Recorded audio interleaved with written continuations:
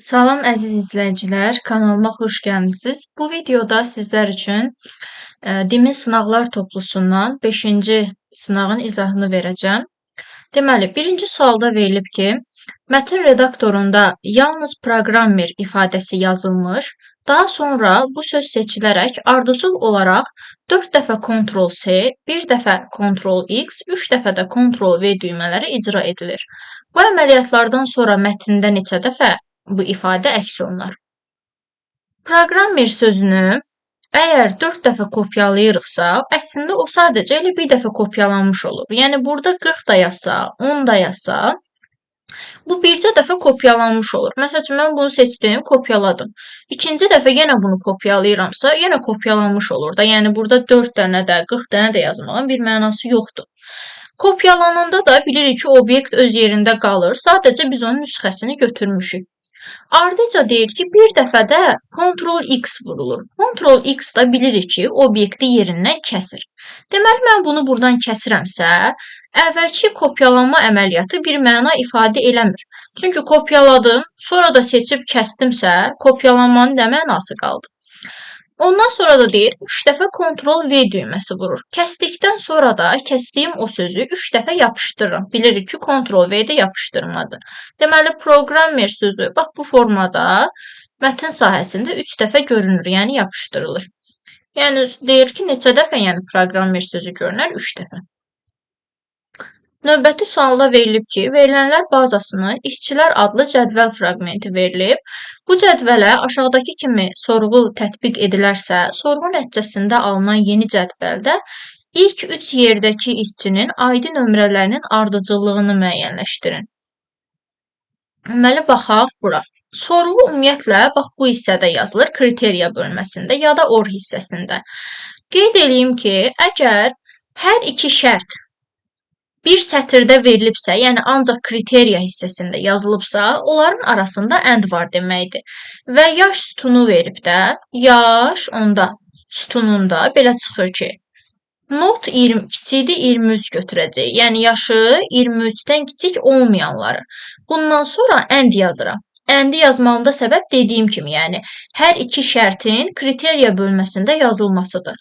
Sonra da verib ki, maaş sütununda 520-dən çox olanları seçirik. Əgər bu 520 burada yox, yəni aşağı hissədə yazılsaydı, onda yaş bərabər not kiçikdir 23, and əvəzinə or yazacaqdı. Or, maaş böyüdü 520. Yəni bir sözlə ayrı-ayrı sətirlərdə yazıldıqda or kimi, bir sətirdə yazıldıqda and kimi qəbul edirik. Və baxıram ki, yaşı 23-dən kiçik olmayanlar nədir? Not bilirik ki, inkardır. Əslində yaşı 23-dən kiçik olanları seçməliyik. Amma not inkar etdiyi üçün 23-dən kiçik olmayanlar. 23-dən kiçik olmayan dedikdə, deməli, ya 23-dən böyük olmalıdır, ya da bərabər olmalıdır. Belə yazım ki, yəni yaşı 23-dən böyük və yaxud bərabər. Hansılardır 23-dən böyük və bərabər? Deməli, 1-dir, 2-dir, 3-dür, 4-dür, 5-dir, bir də 5-dir, bir də 7-dir. Daha sonra yazıram and, maaşı da 520-dən çox olanlar. 1-dir, deməli 5-dir, bir də 7-dir. Və burada da and bilirik ki, kəsişmədir, ortaq olanları götürür. Ortaq olanlar 1, 5, 7 olur. Bizə də deyir ki, yəni şərti ödəyənlərin ID kodlarının ardıcıllığını müəyyən edin. Yəni 1, 5, 7 olur B variantı. Və B3 xanasında yazılmış deyir bu düsturu A7 xanasına köçürsək hansı düstur alınır? Yazaq.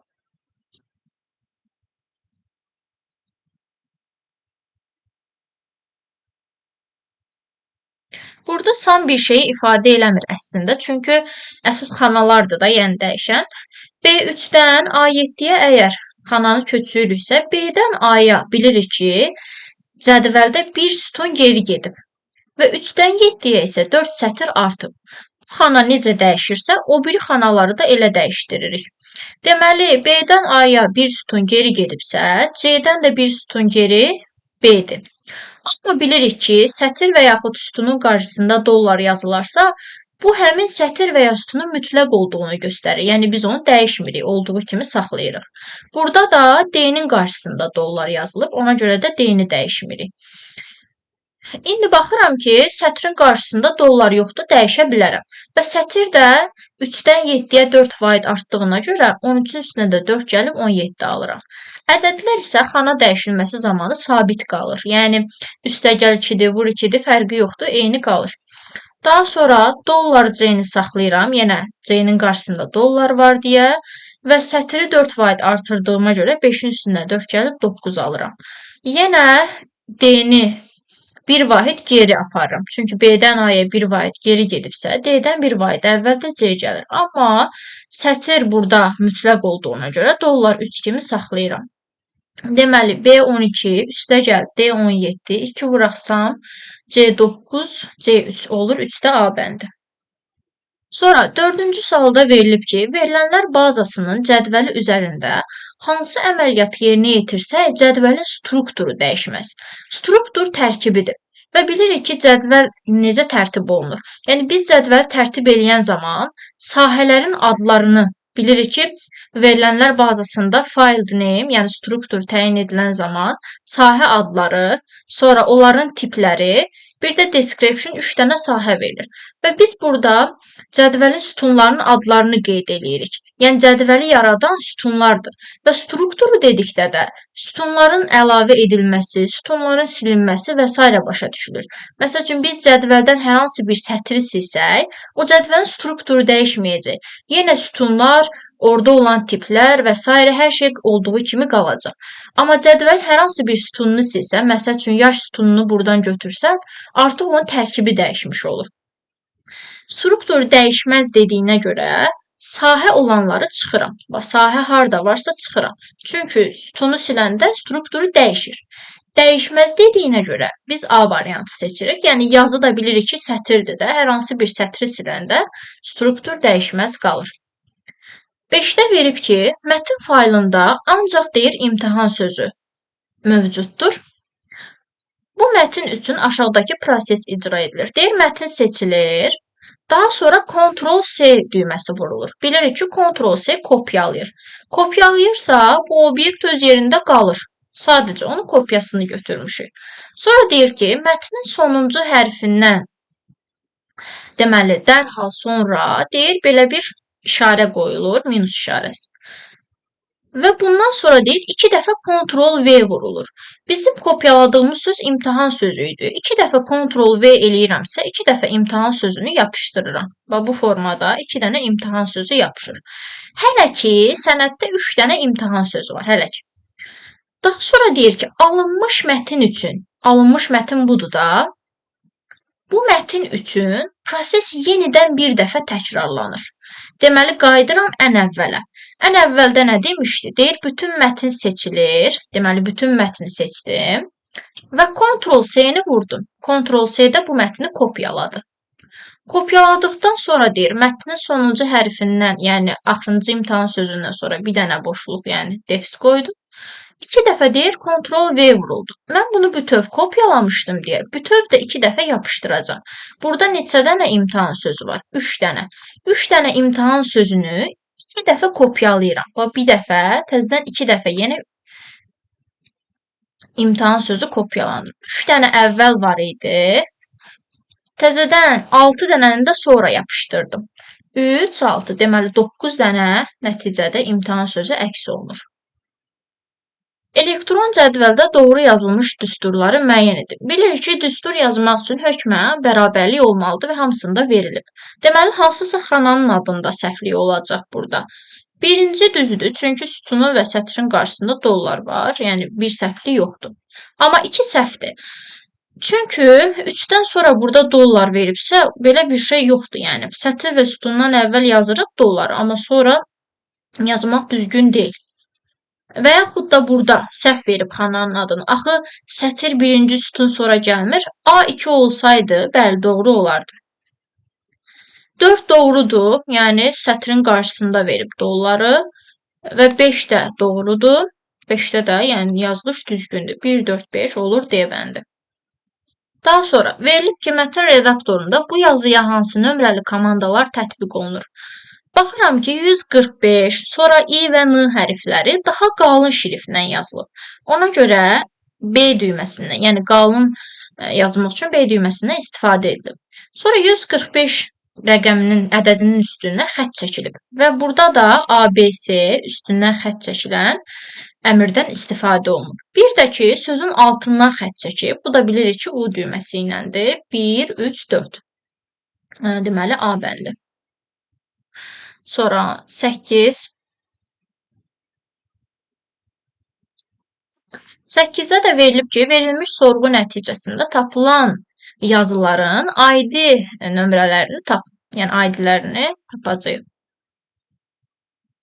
Burada bir dənə mötərizə verib. Bu böyük mötərizədir. Çünki baxıram ki, kimya böyükdür 20 bir mötərizədədir. İnformatika kiçikdir 20 də bir mötərizədə. Təzədən bunun özünü də bütöv bir mötərizəyə alıb. Ona görə bu bütöv mötərizəni hələ ki saxlayıram. İndi kimyası 20-dən böyük olanları seçirəm. Kimyası 20-dən çox olanda 4-dür, 5-dir, 6-dır. Daha sonra OR. Not informatikası kiçikdir 20 olanlar. Yəni not inkar etdiyinə görə informatikası 20-dən kiçik olmayanları götürürük. Yəni ya 20 olsun, ya da 20-dən çox olsun. İnformatikaya baxıram, ya 20-dən çox olsun, ya da 20 olsun. Ya 20, ya da 20-dən çox. Deməli, 1, 2, 4, 6 və mötərizəni bağlayıram. Daha sonra yazılıb AND. Fizikası 21-dən böyük bərabər olanlar. Deməli, 1-dir, sonra 5-dir. Və bu mötərizəni niyə qoyublar? Əgər mötərizə olmasaydı bu böyük mötərizə, biz çünki birinci əndə baxırıq axı, ənd, sonra oru icra eləyirik. Amma mötərizə varsa, birinci mötərizənin içərisini hesablayırıq, sonra digərlərini. Deməli, or birləşmədir deyə, bu birləşmə bizə verir 1, 2, 4, 5, 6-nı, daha sonra yazırıq ənd, 1, 5. Və bu ikisinin kəsişməsi də 1, 5-i verir, olur Y bəndi.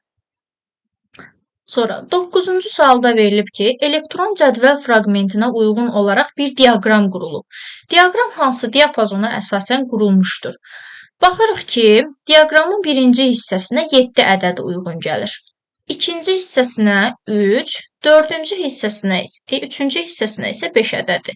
7, 3, 5. Bax, bu ədədlərin olduğu diapazon baxan kimi görünür ki, 7, 3, 5 bax bu hissədədir. Yəni A2, C2 diapazonu. A2, C2. Daha sonra mətn sahəsində yazılmış ifadə haqqında doğru olanları müəyyənləşdirin. Və biz bu mətni buradan yox, əsasən bax bu hissələrdən baxıb təyin edəcəyik. Çünki burada bəzən aldadıcı görünə bilər. İndi deyəcəm nəyə görə? Əvvəlcə baxaq. Belə baxanda düzdür. Görürəm ki, qalın yazılıb və əyri yazılıb. Amma əsas mən onu bax bu hissədən təyin edirəm. Fikir versək, B və Ü, yəni I düymələri aktivdir.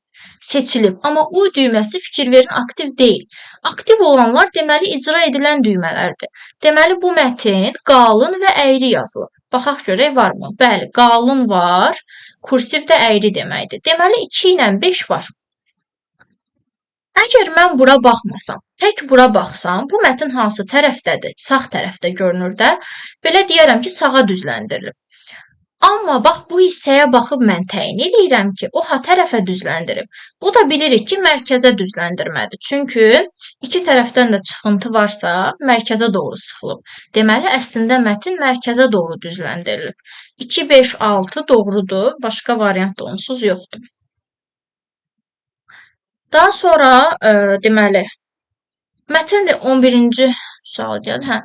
Deməli 11-ci sualda verilib ki, mətn redaktorunda yazılmış bu ifadədə kursorun dayandığı mövqedən aşağıdakı əmrlər tətbiq olunarsa, bu əməliyyatdan sonra alınmış ifadəni göstərin.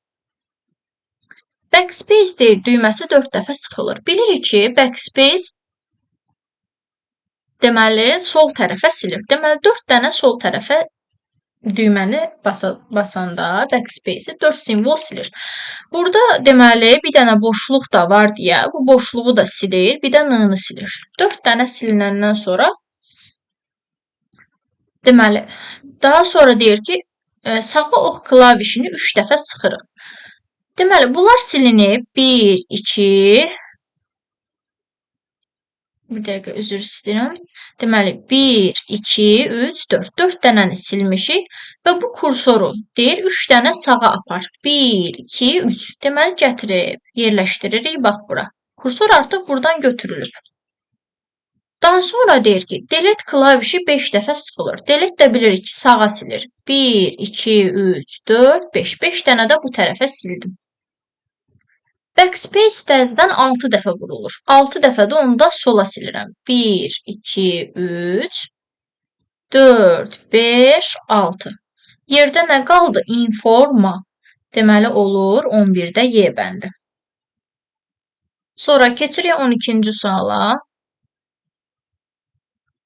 12-ci sualda verilib ki, verilənlər bazası haqqında doğru ifadələri seçin.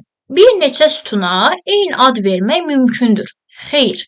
Verilənlər bazasında bütün sütunlar fərqli adda olmalıdır. Sətir və sütunlar ixtiyari ardıcıllıqda, biz deməli doğruları seçirik, onda bir səhvdir. Sətir və sütunlar ixtiyari ardıcıllıqda düzülə bilər. Bəli, fərqi yoxdur. Yəni sətirlərin də, sütunların da ardıcıllığının, məsəl üçün yaş sütunu, sonra ad sütunu yaza bilərəm. Və yaxud da tutaq ki, kiminsə haqqında məlumatları birinci də yaza bilərəm, beşinci də. Cədvəldə sətirlər təkrarlana bilər, sütunlar isə xeyr. Bu da səhv fikirdir. Axı sətir təkrarlansa bu o deməkdir ki, cədvəldə heç açar sahə yoxdur. Ən azından biz bilirik ki, açar sahə olanda, yəni sətirlər heç cürə təkrarlana bilmir. Başlıca açar xüsusi sahədir və həmin sahədə məzmun təkrarlanmır. Bəli, doğrudur. Verilənlərin şəbəkə modeli dedikdə iki ölçülü massiv nəzərdə tutulur. Bu səhv fikirdir. Deməli, burada doğru olanlar 2, bir də 4 olur A bəndi. Sonra 13-cü suala baxaq. Verilib ki, B4 xanasına belə bir düstur yazılır və həmin düstur B4 Y5 diapazonundakı bütün xanalara deyir köçürülür. B4-dən deməli Y5-ə kimi bütün xanalara köçürülür. Bizə isə soruşur ki, A4 D5 diapazonunda A4-dən A4-ü onsuz köçürmədiyi üçün əslində bunlar bizə lazım deyil. Yəni A4 D5 diapazonunda. Bax bu hissədə ən böyük ədədi soruşur. Bu diapazonda soruşursa onda Y4 ilə Y5 də lazım deyil. Yəni düzdür. B4-dən Y5-ə kimi köçürür xanalara. Amma bizə burada soruşmur deyə ancaq B4 D5 diapazonunda əslində baxacağıq ki, ən böyük ədəd neçə alınır. İndi verib ki, B4 bərabərdir dollar C3 üstəgəl A dollar 1. Əvvəlcə bunu hesablayaq. C3 deməli burada 16. A1 də 15-də alırıq 31. Bu oldu B4. C4-ə keçəndə bilirik ki, sətir eyni qalıb. Sadəcə sütun dəyişib. Sütun dəyişibsə, onda dollar C3 kimi bu qalacaq. Sadəcə sütun bir vahid artacaq. A idisə B olacaq. B dollar 1. C3 üstəgəl A1. C3 16 idi. Üstünə deməli B1-i gəldim. 22-ni. Deməli aldıq 38. C4 sonra D4-ə köçürəndə yenə də sətir eyni qaldığı üçün C3-ün üstünə bu dəfə gəlirəm C1-i. Çünki sütun 2 vahid artdığına görə A-dan C-yə keçir. C3-ün üstünə, yəni 16-nın üstünə C1-i gəlirəm 18-i. Deməli, bu dəfə də alırıq 34. Hələ ki, 38, 31, 34 almışıq. Mənə elə gəlir, bundan da, yəni bunlar bizə onsuz lazım olmadı, böyük ədədi istəyir. İndi B4-dən, deməli, B5-ə, C5-ə və D5-ə köçürək. Bunları silək. Yoxsa bizə lazım ola bilər birdən, qoy qalsın. Deməli, burada neçə idi? C3 16 üstəgəl B1 22, 38. Deməli, B4 bərabərdir. Dollar C3 üstəgəl A dollar 1-i köçürürük C5-ə. Burada da deməli, B4-dən C5-ə əgər köçürürüksə, sütun 1 vahid artır, sətir də 1 vahid artır. Dollar C4 olur. Bu da olur B dollar 1. C4 ilə B1-i toplayırıq. C4, demək lazım olur. C4-ü biz 38 tapmışdıq. B1 isə 22 idi. Və bunları da toplayanda alırıq 60. Əgər 60-dan daha böyük bir ədəd tapsaq, götürərik, olmazsa xeyr. Deməli, baxaq D5-ə. D5-ə köçürəndə dollar C deməli 4 üstəgəl. Çünki B-dən D-yə artıq 2 sütun artıb, 1 sətirdə artıb. Sadəcə C-nin qarşısında dollar var deyə bu qalır. 3-ü də 1 vaid artırırıq. İndi A-dan 2 sütun o tərəfə C gəlir, 1 isə mütləqdir deyə qalır. C4 üstəgəl, C4-ü tapmışdıq deməli 38, üstəgəl C1. C1 də deməli 18. Bunları toplayanda 60-a çatmır. 56 eləyir. Yəni hələ ki ən böyük ədəd 60-dır. Bir də B5-ə köçürəcəyik B4-dən. B4-dən də B5-ə köçürəndə buradan yazım. Sütun eyni qalır, sətir sadəcə bir vahid artır. Onda olur dollar C4 üstəgəl A dollar 1. C4 ilə deməli C4 38 idi. A1-i toplayanda yenə 60-a çatmış. Deməli ən böyük ədəd bu diapazonda 60 olacaq. Sonra növbəti sualda verilib ki, 14-də Word proqramında tamamilə deyir boş olan bir mətn sahəsində yeni bir abzasdan 23 simvolluq deyir bir mətn yazılır. Daha sonra Enter düyməsi sıxılır. Enteri vuran kimi biz düşürük o biri abzasa. Və yenidən 20 simvolluq deyir bir mətn daxil edilir. Kursor mətnin sonuncu simvolundan sonra yerləşdirilir. Və Backspace düyməsi 24 dəfə sıxılır. Bilirik ki, Backspace sol tərəfə silir. Və deyir ki, bu əməliyyatdan sonra sənəddə neçə simvol qalır? Backspace sola silirsə, 20 dənə sola silmişəm. Onda 24-dən 20-nin çıxanda qalır 4 dənə backspace. İndi bu 20 dənəni siləndən sonra bir dənə də backspace vuranda axı bu boşluğu silir, gəlir bunun yanında dayanır. Ona görə 4-dən də birini çıxıram, 3 qalır. İndi 23 dənə simvol idi. Ondan da 3-ünü çıxanda yerdə deməli 20 simvol qalacaq. Və yaxud da bax belə göstərim. Tutaq ki, burada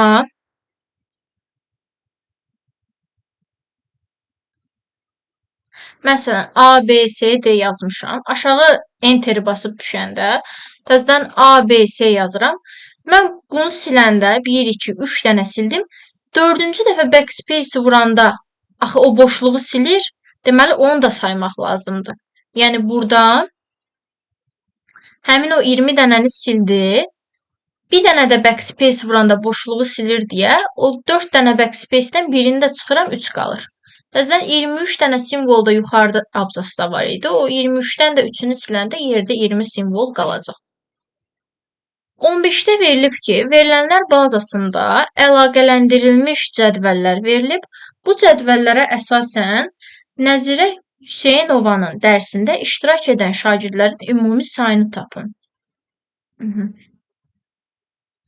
Deməli, Nəzirə Hüseynova baxırıq ki, burada bircə dənədir. O da elə informatika müəllimidir. Və həmin müəllimin ID kodu da 1231-dir. Baxıram ki, 1231 ID kodlu müəllimin neçə dənə şagirdi var? 1 dənə və 2 dənə. Və salam. Heç bunları burada axtarmağa gərək yoxdur. Çünki onsuz da şagirdlərin ID kodları fərqlidir. Yəni, ayrı-ayrı şagirdlərdir. Deməli, 2 şagirdi var. Bulur B bəndi. Sonra 16-cı sual. Doğru ifadələri müəyyənləşdirin. Deməli, B3, Y7 diapazonunda 12 xana var. Bilirik ki, diapazonda xana sayını tapan zaman sütun sayını sətir sayına vururuq. Və B-dən Y-yə neçə sütun gedir? B, C, D, Y. 1, 2, 3, 4 sütun. 4 dənə sütun var.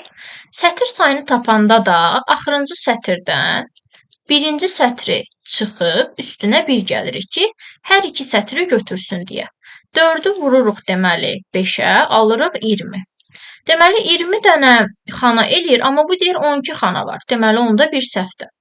Diapazonda olan xanaların daxilindəki məlumatları silmək üçün delete-dən istifadə edilir. Bu doğru fikirdir. Yəni ancaq yazıları silir. Bu diapazonda 6 sütun var. Bu dəfə sütun sayı istəyir. A-dan F-ə. A, B, C, D, Y, F. Baxaq neçə sütun var? 1, 2, 3, 4, 5, 6. Bəli, 3 də doğrudur. Qarışıq istinada nümunə olaraq, deməli, bunu göstərmək olar. Qarışıq o deməkdir ki, bir tərəf nisbi olsun, bir tərəf mütləq olsun. Amma burada sütunda mütləqdir. Sətir də mütləqdir. Deməli, bu mütləq ünvandır, yəni səhv fikirdir. Hər hansı xanada birbaşa hesablama aparmaq olmur. Bu da səhv fikirdir, olur. Hər hansı xanada riyazi hesablama aparmaq üçün bərabər işarəsi mütləq qoyulmalıdır. Bəli, doğrudur. 2, 3, 6. Mətn redaktorunda 4 müxtəlif şəhər adı aşağıdakı kimi yeni abzasdan yazılmışdır. Aşağıdakı redaktə əməliyyatlarından deyir, sonra abzasların ardıcıllığı hansı formada olar? Baxaq. Deyir ki, Şirvan adlı abzas seçilir. Sonra Ctrl-X vurulur. Ctrl-X bilirik ki, kəsir. Kəsdiksə öz yerindən silinir artıq. Sonra deyir, kursor saatlı adlı abzasın əvvəlinə gətirilir. Bax, bu hissəyə gətirilir. Və Ctrl-V vurulur. Ctrl-V də bilirik ki, həm kəsilən, həm kopyalanan obyekti yapışdırmaq üçündür. Deməli, bu saatlı adlı sətirdən, abzasdan əvvələ kəsdiyim, bax bu, Şirvan adlı obyekti yapışdırır. Şirvanın da qarşısında 3 yazılmışdı da, 3, onda sonra 1 olur. Çünki bundan əvvələ yapışdırıbsa, artıq bu 1-ə düşür, bu 2-yə. Bu artıq kəsilib deyə heç onu yazmıram. Sonra 2 Sabirabaddır. Və 4-də İmişli. Görə ardıca nə deyir? Ardıca verib ki, İmişli adlı abzas seçilir. Daha sonra isə Ctrl-V düyməsi vurulur. Əgər mən bunu seçib üstündən Ctrl-V yazıramsa, yəni Ctrl-V-ni sıxıramsa, onda bu silinir.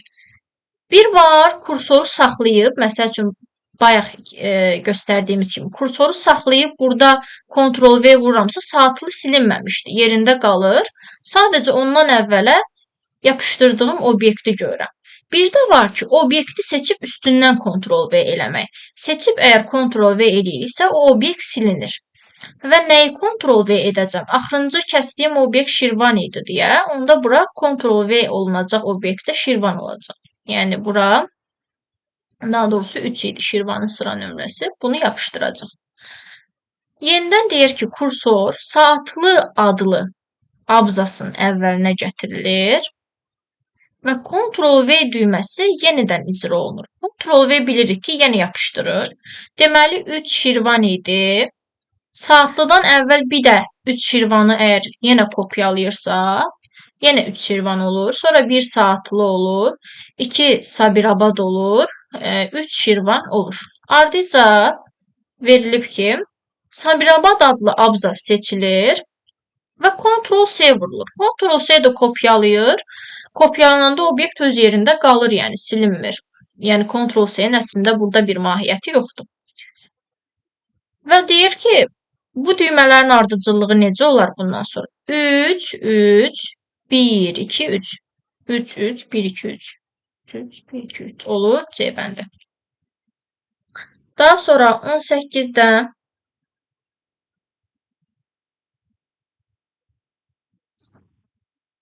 18 adlıdır. Verilənlər bazası cədvəlində soyadı A hərfi ilə başlayan, yaşı 23-dən böyük olmayan, ixtisası riyaziyyat olan müəllimləri müəyyən etmək üçün necə bir sorğu tətbiq ediləcək? Soyadı A ilə başlayan deyirsə, yazırıq. Soyad bərabərdir A ulduz. Bilirik ki, ulduz ixtiyari sayda simvolu əvəz edir. Yəni, A-dan sonra ulduz yazmışamsa, adı A ilə başlayanlar nəzərdə tutulur. və həm soyadı A ilə başlayan, həm yaşı 23-dən böyük olmayan, eyni zamanda da riyaziyyat müəllimi olanları istəyirsə, onda and yazıram. Məsəl üçün, burada desəydi ki, və ya olsaydı or yazardım. Amma demədiyinə görə, üçünü bir yerdə ödəyəni istəyir. Ona görə and yazıram kəsişməsini. Sonra deyir, yaşı 23-dən böyük olmayan. 23-dən böyük olmayan deyirsə, ya 23-dən kiçikdir, onda ya da bərabərdir də, 23-dən böyük olmayan belə nəzərdə tutulacaq. Bir də deyir, ixtisası riyaziyyat olan. Onda and yazıram, ixtisas bərabərdir riyaziyyat. Soyad A ulduz, soyad A ulduz, ixtisas riyaziyyat, yaş 23-dən kiçik bərabər. Elə A bəndi düz gəlir. Məsəl üçün, burada or verib, ona görə bunlar səhvdir, ora görə. Burada böyük bərabər verib, buna görə səhvdir. Burada da kiçik bərabəri nəzərə almayıb. Verilənlər bazasına aid cədvəl fraqmentinə əsasən yazıların sayı. Yazı bilirik ki, cədvəlin sətirlərinin sayıdır. Burada çaşdırmaq üçün axırıncı 6 verib, 6 görən kimi seçmək düz deyil. Çünki yazıları qarışdırıblar. Ola bilər ki, çeşidləmə tətbiq olunub, yazıların ardıcıllığı dəyişib. 1, 2, 3, 4, 5, 6, 7. Deməli, əslində 7 dənə burada sətir var. Verilənlər bazasının kitablar adlı cədvəl strukturunun aşağıdakı fraqmenti verilib. Bu sahələrdən hansı kitablar adlı cədvəl üçün başlıca açar olar? Başlıca açar bilirik ki, hər bir cədvəldə sətirləri unikal etmək üçün istifadə olunur. Yəni, sətirlər təkrarlanmasın deyə elə bir sütun seçirik ki, o sütunda ancaq təkrar olunmayan verilənlər yazırıq. Məsəl üçün, ad sütunu təkrar oluna bilər. Çünki kitabın adı ola bilər ki, eyni olsun. Məsəl üçün, 2 dənə eyni kitab adı yaza bilərəm. Mən elə bir sütun seçməliyəm ki, orada təkrar verilən yazmayım. Kitabın qiyməti də təkrar ola bilər. Yəni, 2 kitab eyni qiymətdə ola bilər. Deməli, bunu da açar sahə kimi seçmək olmaz. Kitabın nəşr ili də eyni ola bilər. Deməli, bunu da açar sahə kimi seçə bilmərəm. Kitabın sıra nömrəsi. Deməli, kitabın sıra nömrəsi təkrar olunmayacaq. Axı, kitabxanada bilirik ki, kitablar müəyyən bir qayda ilə düzülür və biz kitabın sıra nömrəsini istəyən zaman kitabın sıra nömrəsi dəyişməz qalır. Məsəl üçün, mən bu kitabı buradan götürmüşümsə, qaytarıb həmin yerə qoyuram. Və o dəyişməyəcək üçün hər kitab müəyyən bir sıra nömrəsində qalır deyə, deməli, bu hər hansı bir kitabla təkrar oluna bilməz. Amma oxucunun sıra nömrəsi dəyişə bilər. Məsəl üçün, mən gəlmişəm, tutaq ki, saat 1-də bir dənə kitab götürüb, tutaq ki, sıra 3-də oturub oxumuşam. Mən durub gedəndən sonra bir başqası saat tutaq ki, 3-də gəlirsə, bu 3-cü sıra boş qalır da. Deməli, həmin oxucu orada otura bilər. Boş qalası deyil ki, həmin boş yerdə başqa bir oxucu oturacaq. Deməli, ikimizin də sıra nömrəsi eyni olur da, təkrar ola bilər. Yəni, oxucuların sıra nömrəsi təkrarlansa da, kitabın sıra nömrəsi təkrar olmayacaq. Sonra 21-dən 21 buradadır. Legendanı müəyyənləşdirin. Legenda diaqramda verilənlərin açıqlama hissəsi deyək də və yaxud da təsviri. Məsəl üçün, bu hissəni çox da yaxşı görünməsə də, burada ifadə edir ki, məsəl üçün, bu hissə nəyə düşür? 1-ə uyğundur, tutaq ki, bu hissə 2-yə uyğundur, bu hissə 3-ə uyğundur. Hətta bəzən adlar da yazırlar ki, məsəl üçün, əhalinin sayını ifadə edir, nə bilim, yaşını ifadə edir və s. Yəni, verilən diaqramın açıqlaması legendadır və bu da göründüyü kimi 3 hissəsində təsvir olunub. Sonra 22. Doğru olmayanları tapın. Bu sola düzləndirmə deyil. Görürük ki, bu formada verib. Bu da sətirlər arası məsafəni artırıb azaltmaq üçündür. Elə doğru olmayanları istəyir deyə biri götürürəm.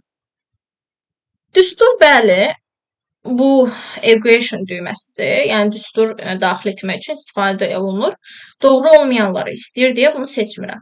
Simvolun rəngini dəyişmir. Bu simvolun və yaxud da şriftin ölçüsünü böyüdür. Ona görə doğru deyil deyə seçirik. Cədvəldir, bəli. Fiqurdur, xeyr. Bu artıq şəkildir. Biz doğru olmayanları seçdik. 1, 3, 5. Sonra 23. Elektron cədvəl fraqmentində C3 xanasına hansı tam ədəd yazılmalıdır ki, D2-nin qiyməti 57 olsun? Baxaq D2-yə. D2 bərabərdir 2 vuraq D1 çıxaq sam C2 qoşa nöqtə C4 bir də çıxaq 4 verib. Baxıram ki, D2-ni tapmaq üçün D1 lazımdır. D1-də də düstur var. Deməli, əvvəlcə D1-i tapın. Sam B2 C3 verilib. B2 C3 diapazonundakı ədədlərin cəmini istəyir. 9, 5, 14, üstünə də 20 gəlsək, bu 34-ü verir. Deməli, 34 plus. Ancaq burada C3-ə heç nə verməyib. Ona görə bunu bir x ilə götürün. Plus x, bir də üstəgəl 5 var. Deməli, alıram 39 üstəgəl x.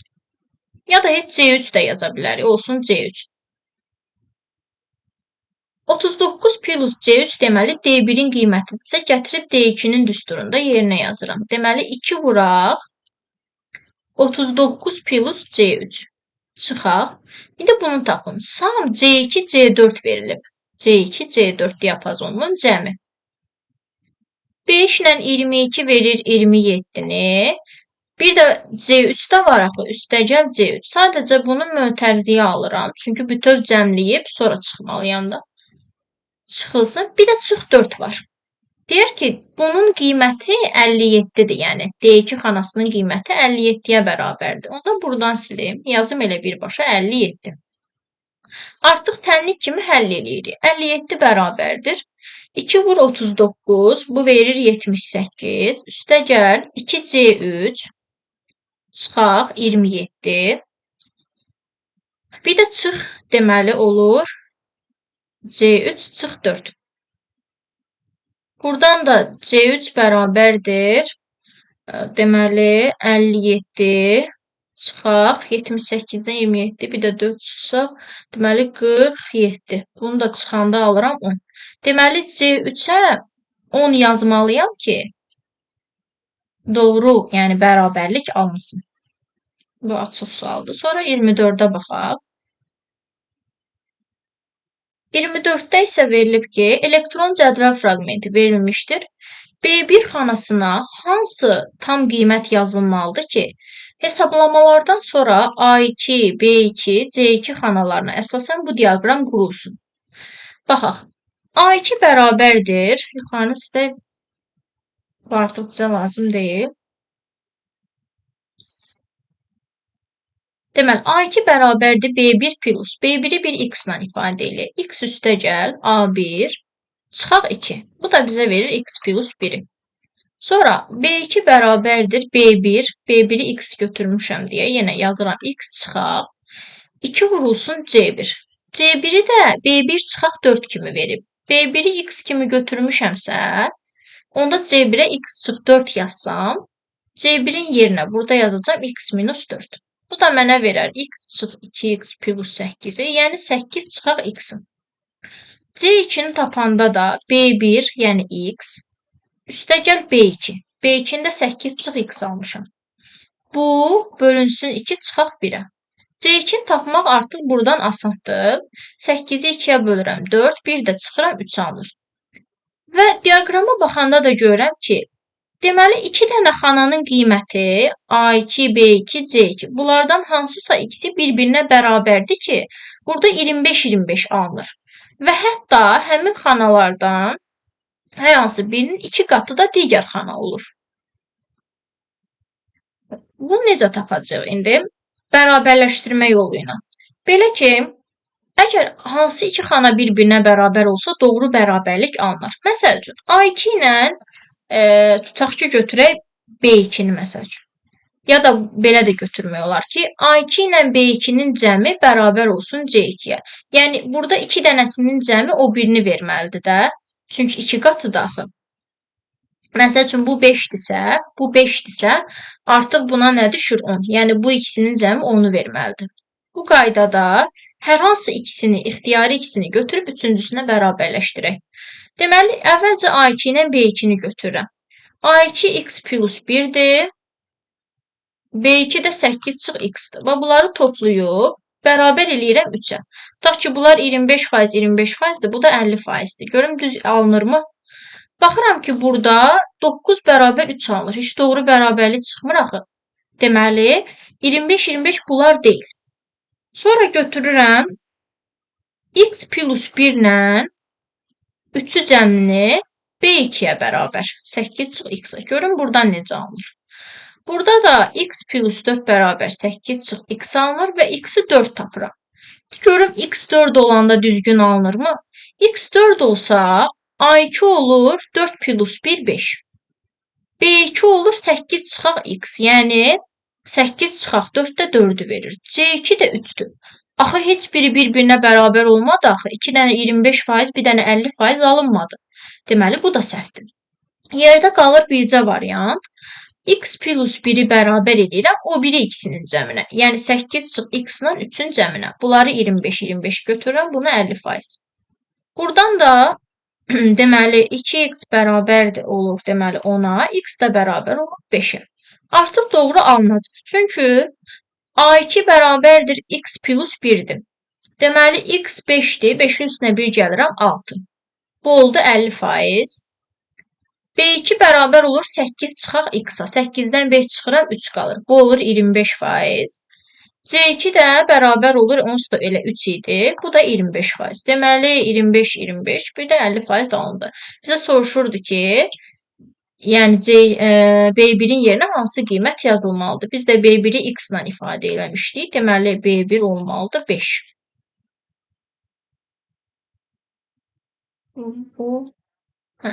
Elektron cədvəldə sam B2, B4 düsturunun qiyməti 20-yə bərabərdir. Bilirik ki, sam diapazondakı ədədləri cəmləyir. Deməli, B2 üstə gəl, B3 üstə gəl, B4 bərabərdir 20-yə. Daha sonra verib ki, əgər B1, B4 diapazonundakı ədədlərin ədədi ortası 6-ya bərabər olarsa, bunların ədədi ortası onda B1 plus B2 üstə gəl, B3 plus B4 böl 4 olacaq da toplayıb sayına bölürük. Bərabərdir deyir 6-ya olarsa B1-in qiymətini tap. Çox sadədir. B2 ilə B2-dən B4-ə qədər olan xanaların cəmini bizə 20 verib. Bura 20 yazsaq, B1 plus 20 bərabərdir tənasüblə 24-ə. Onda B1 də bərabər olar 4-ə. Daha sonra bu neçə idi? 25. 26 bu tərəfdə. Verilənlər bazasının bir-biri ilə əlaqələndirilmiş cədvəlləri verilib. Cədvəllərə əsasən iki bacının doğum illəri arasındakı minimum yaş fərqlərini müəyyənləşdirin. Bu valideynlərin aid kodlarıdır, bu da uşaqların aid kodlarıdır. İki cədvələ paralel olaraq baxacağıq. Bizə iki bacı lazımdır. Baxıram ki, 240 aidi kodlu valideynin bir övladı 325'dir, digər övladı 356'dır. Əvvəlcə bunların bacı olub olmadığına baxıram. 325 baxıram deməli qadın cinsidir. 356 isə kişi cinsidir.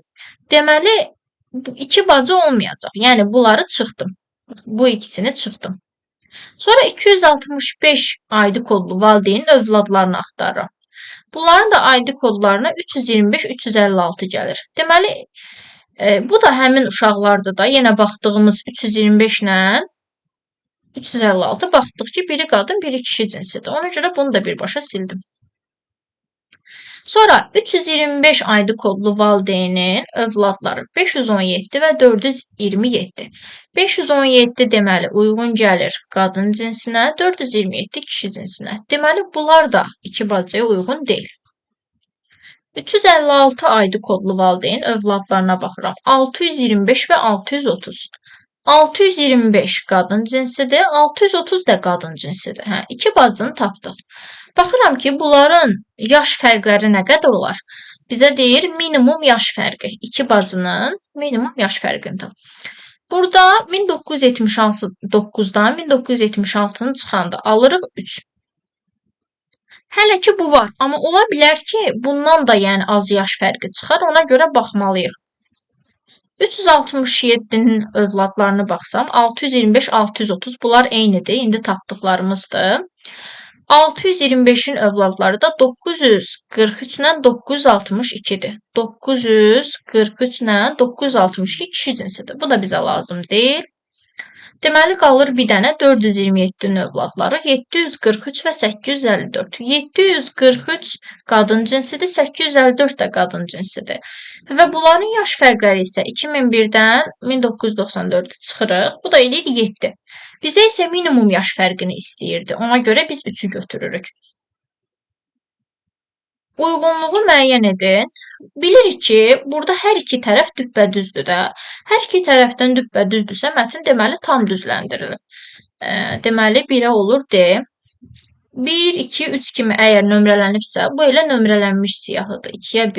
Bu da maili, əyri yazmaq üçün istifadə edilir və yaxud kursiv də deyirlər. 3'ə də C. Deməli, 1'ə D, 2'yə B, 3'ə C. 28. 28'də verilib ki, elektron cədvəl fraqmentində B2 xanasına hər hansı düstur daxil edilir və bu düstur B2-dən F2'yə qədər bütün xanalara köçürülür. B2 xanasına yazılan düsturu tap. Deməli, bu ədədlər bizim əlimizdə yoxdur. Biz bunu köçürəndən sonra alırıq. Bizim əlimizdə 1 var, B1, yəni 4, bir də var A2, yəni 6.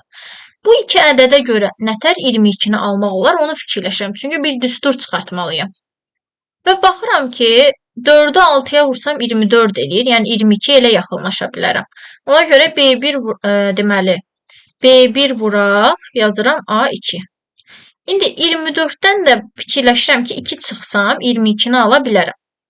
Sadəcə olaraq mən bunu götürüb C2'yə köçürsəm, baxım görüm indi 86 ala biləcəmmi? Bu mənə 22'ni verir.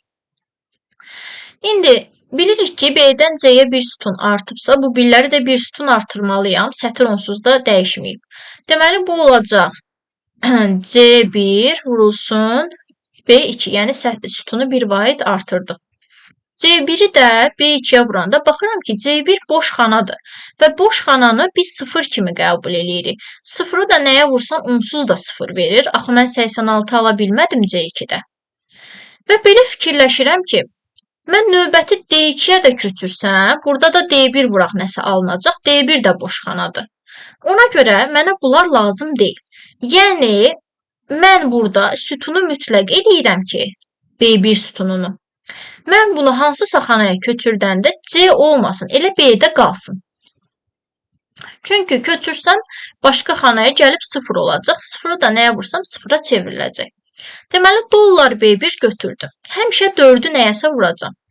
İndi baxıram ki, 4'ü bu amma qalıb da B2 kimi. 4'ü B2'yə vursam neçə alıram? 4'ü 22'yə vursam alıram 88. 2 də çıxsam, deməli 86 alınır. O birinə də yoxlamaq olar. D2'yə köçürdəndə B'dən D'yə 2 sütun artır. Onda bu dollara görə dollar B1 qalır. Sadəcə olaraq A dəyişir. Yəni 2 sütun o tərəfi olur C2. B1'i yəni 4'ü vururuq C2'yə, 86'ya. Bu da bizə verir 300. Deməli 44'ü 2 də çıxırıq, çünki 2 də var idi. 342 alınır. Deməli doğrudur. Aldıq cavabı. Deməli dollar B1 vuraq A2 çıxılsın B1. Hətta burada dollar yazmaq olar. Düzdür, indi sətir onsuz da dəyişmir. Amma yəni belə də yazıla bilər. 29'da verilib ki, elektron cədvəl fraqmenti verilib. Verilmiş cədvəl əsasında B2 xanasına hansı düstur yazıb B2'dən Y6'ya qədər bütün xanalara köçürsək, bu cədvəl alınır. Deyir, B2 xanasına yazılan düsturu tap. Əgər mən B2'yə düstur yazıb B2'dən Y6'ya kimi bütün xanalara köçürdürəmsə, deməli, bu B2'ni mən alanda bunların heç biri olmayıb. Bax, bu göy cədvəlin içərisindəki heç biri olmayıb. Deməli, mən ya bunların əsasında almışam, ya da bunların əsasında almışam. İlk fikirləşirəm ki, B2-də 2-ni almaq üçün necə istifadə edə bilərəm? Məsəl üçün, 1-in üstünə 1 gələndə 2 eləyir. Sonra bu 1-in üstünə 2 gəlsəm 3 eləyir. 1-in üstünə 3 gəlsəm 4. 1-in üstünə 4 gəlsəm 5. Hələ ki, yəni ağla batandır. Sonra baxıram ki, növbətidə artıq 5 gəlir axı. Mən bu 2-ni götürüb 1-ə vursam, 2, 2-dən 5 ala bilmirəm. Və yaxud da 2-ni lap bu biri sətrə vurum. 2-ni 2-yə vurum 4, üstünə 1 ilə yaxşı 5 aldım. 2 üstünə 3 6 eləyir, üstünə 1 gələndə 7 alınır axı. Deməli, doğru bərabərlik, yəni hələ ki alınmır. Başqa cür fikirləşirəm ki, 2-ni düzdür, 2-yə vuranda 4 mütləq almalıyam, çünki üstünə 1 gəlib 5 ala bilərəm. 2-ni onda bu 2-yə yox, elə öz-özünə vursam. Yəni ki, A3-ü elə A3-ə vursam. 2 vur 2 alınacaq da, yenə də 4. Üstünə də 1 gəlsən 5 alınacaq. Növbəti dəfə 2-ni 2-yə vurum 4 eləyim. 4-ün üstünə 2 gəlim 6 alım. Deməli, o üstünə gəldiyim 1 əslində B1-dir. Yəni, mən B2-yə yazmalıyam ki, deməli, A2 vuraq A2, yəni A2-ni öz-özünə vuracam, 1-i 1-ə vuracam, elə 1 alacam, üstünə də B1-i gələcəm. Və fikir verək, 1-i 1-ə vurdum, 1 aldım, üstünə də B1-i gəldim, 2 aldım. İndi bu B2-ni köçürdüm, deməli, B3-ə. B3-də artıq 5 almalıyam. Burada sütun dəyişmiş, sətir isə bir vahid artır. Deməli, A3 olacaq neçə? 2. A3 vuraq, A3 alınacaq.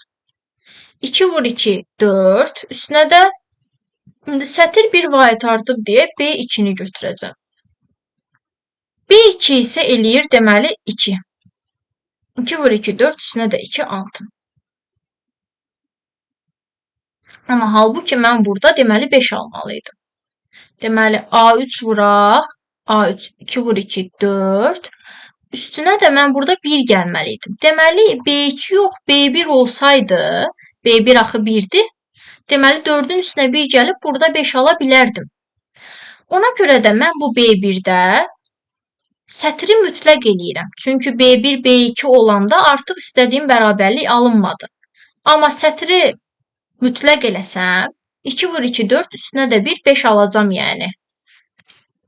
Buradan siləm, bu formada daha aydın görünsün. Amma fikir verək, deməli, 2-ni 2-yə vurdum 4, üstünə bu 1-i gəlməliyəm ki, 5 alım. Ona görə B1 xanasını mütləq, yəni sətri mütləq saxladım. Belə də baxıram ki, əgər C4-də də köçürsəm, məsəl üçün bir başqa xanaya köçürdüm, bu dəfə də sütunu dəyişdirim. B-dən C-yə bir sütun artıb, sətirdə 2 vahid artıb. Onda A-dan da başqa sütuna keçəcək. Amma mən ancaq A sütunun üstündə işləyirəm axı, başqa sütuna keçmək istəmirəm. Ona görə də burada A sütununu mütləq eləyirəm. Bəli, sətir dəyişsin, çünki A sütununda 2, 3, 4, 5 o biri sətirlərə keçəcək. Amma sütun isə eyni qalmalıdır deyə sütunun qarşısına dollar yazıram. Deməli, olacaq dollar A, sətir 2 vahid artıbsa, bu 4 olacaq. Deməli, A4 vur A4, üstə gəl B1. İndi sütun B-dən C-yə keçibsə, əslində bu da C1 olacaq. İndi A4-ü A4-ə vuranda, baxaq, A4 3-dür, 3-ü 3-ə vuranda 9, üstünə də C1-i gələndə, 2-ni gələndə alacam 11. Deməli, C4 həqiqətən 11 eləyir. Ümumilikdə, yəni alınan düstur oldu bu formada. Dollar A2 vuraq dollar A2 deməli üstə gəl B dollar 1 bu formada aldıq. Əslində bunlar düşünmürəm ki, yəni belə bir sual kimi düşsün. Çünki ətraflı yazı kimi belə suallar olmur. Axırıncı 3 dənə sual verilir ətraflı yazı olaraq. O da Python və algoritmə aiddir. Amma qapalı sual kimi verilə bilər. Məsəl üçün bunu verib, deyə bilər ki, hansı düstur yazsaq, yəni doğru cədvəl alınır. O qapalı sual olanda tapmaq asandır. Amma açıq sualda nisbətən çətinlik yaradır. 30-da verib ki, verilənlər bazasının cədvəli verilib və cədvələ müəyyən bir hər hansı bir sorğu tətbiq edildikdən sonra belə bir cədvəl alınır. Deyir, birinci cədvələ tətbiq edilən sorğunu müəyyən edin. Deməli, bu cədvələ sorğu tətbiq edib bunu alıb. Baxıram ki, hansı deməli ID kodları ekrana çıxıb? 2, 3, 8, 9. Və soyad sütununda əslində soyadı müxtəlif olan adlar var. Amma ancaq baxıram ki, M ilə başlayanları götürüb. Ağlıma ilk gələn budur ki, soyad bərabərdir M ulduz yazım. Çünki bilirik ki, ulduz ixtiyari sayda simvolu əvəz eləyir. Yəni adı M ilə başlayanlar. İndi baxım görüm adı M ilə başlayanlar hansılardır? 2-dir, 3-dür, birinci hamısını yazacaq. 7-dir, 8-dir, 9-dur, 10-dur. Amma bunların içindən götürüb 2, 3, 8, 9-u. Və fikirləşirəm ki, əgər burada or olsaydı, or birləşmədi axı. Birləşmə olanda bu 10-u da götürərdi, 7-ni də götürərdi. Deməli, or yox, ənd yazılıb ki, ənd bilirik ki, kəsişmədir də. Kəsişmə olanda ortaq olanlar götürülür. Ona görə burada 10-u və yaxud 7-ni götürməyib. Və baxıram ki, bu 7 ilə 10 hansı sətirlərə düşür ki, onları götürməyib? 7-də adı aydan maaşı 642, 10-da isə adı aytən, maaşı isə 533 olanlardır. Və ağlıma ilk bu gəlir ki, əslində adında axırında N hərfi olmayanlardır. Amma yenə də deyirəm ki, nəyə görə maaş sütunu olmasın ki? Yəni, niyə maaş sütunu götürməyək? Mən burada belə bir şərt versəm ki, maaşı deməli, tutaq ki, 500-dən çox olanlar. Amma baxıram ki, burada 500-dən çox olanlar çıxmayıb baxın. Çünki ənd kəsişmədir də, ortaq olanları götürür. Və yaxud da 500-dən az olanları götürüb. Onda da 660 çıxıb axı ekrana. Yəni, ədədlər arasında bir uyğunluq yoxdur. Yəni, konkret olaraq, yəni nə bilim 400-dən aşağıları, 500-dən yuxarıları, 600-dən kiçikləri götürməyib. Qarma qarışıqdır ədədlər.